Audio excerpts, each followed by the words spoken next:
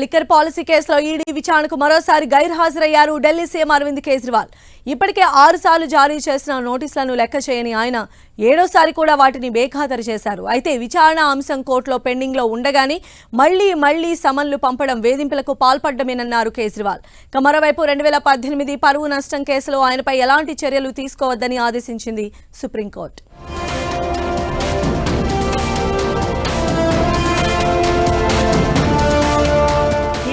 Liquor policy కేసులో ముఖ్యమంత్రి అరవింద్ కేజ్రీవాల్ కి వరుసగా నోటీసులు జారీ చేస్తూనే ఉంది ఎన్ఫోర్స్మెంట్ డైరెక్టరేట్.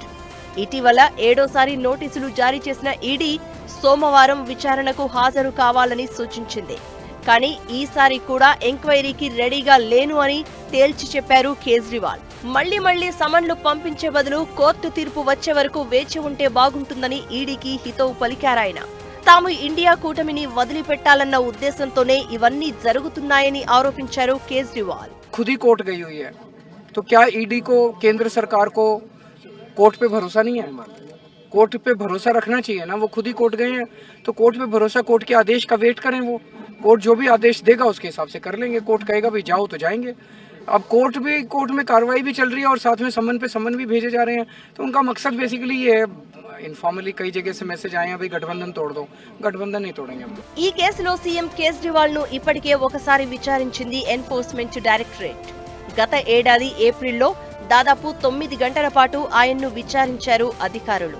ఆ తర్వాత నవంబరు నుంచి 4 నెలల్లోనే 7 సార్లు నోటీసులు పంపించింది ఎన్ఫోర్స్మెంట్ డైరెక్టరేట్. గత ఏడాది నవంబర్ 2, డిసెంబర్ 21, ఆ తర్వాత జనవరి 3, జనవరి 13, జనవరి 31న వరుసగా 5 సార్లు సమన్లు జారీ చేసింది. ప్రతిసారి ఈడీ నోటీసుల్ని కేజ్రీవాల్ పట్టించుకోలేదు.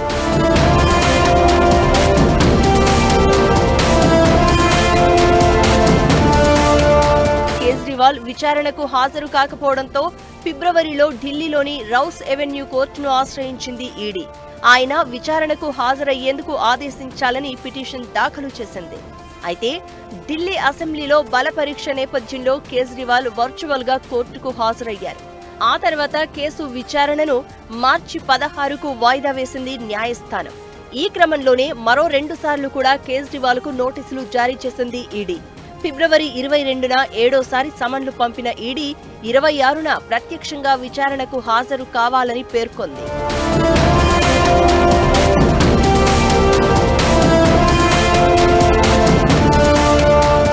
మరోవైపు 2018 పరువు నష్టం కేసులో అరవింద్ కేజ్రీవాల్ కు ఊరట లభించింది. యూట్యూబర్ ధ్రువ్ రాథీ వీడియోను రీట్వీట్ చేసిన కేసులో ఆయనపై ఎలాంటి చర్యలు తీసుకోవద్దని ట్రయల్ కోర్టును ఆదేశించింది సుప్రీంకోర్టు. అయితే పరువుకు భంగం కలిగించేలా ఉన్న వీడియోను రీట్వీట్ చేయడం పొరపాటే అని, ఆ కేసును మూసివేయాలని న్యాయస్థానాన్ని కోరారు కేజ్రీవాల్.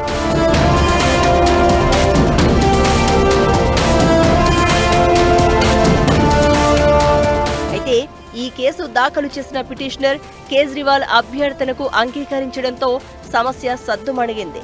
దీంతో ఢిల్లీ సీఎంపై ఎలాంటి చర్యలు తీసుకోవద్దని ఆదేశించిన సుప్రీంకోర్టు తదుపరి విచారణను మార్చి 11కు వాయిదా వేసింది.